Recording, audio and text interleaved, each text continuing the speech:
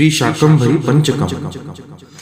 श्रीवल्लभ सोदरी श्रितजनच्चित्तायिनी श्रीमती श्रीकंठार्ध शरीरगा श्रुतिल सन्मानिक्यताटंकका श्रीचक्रांतरवासिनी श्रुतिशिरहा सिद्धांत मार्गप्रिया श्रीवाणी गिरिजात्मिका भगवती शाकंभरी पातु माम्।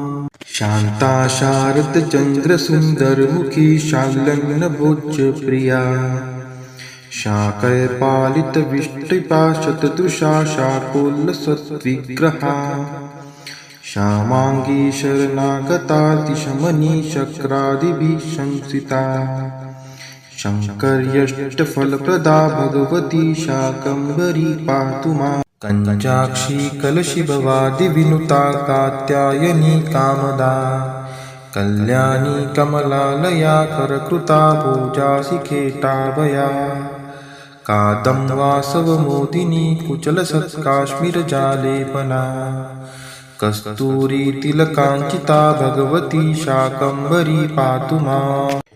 भक्तानन्दविदायिनी भवभयप्रध्वंसिनी भैरवी भर्मालंकृति भासुरा भुवनभिकृत दुर्गतर्पापहा भुभृन्नायक नंदिनी भुवनसुरभास्यत्परकोटिभा भौमानंद विहारिणी भगवती शाकंभरी पातु माम्।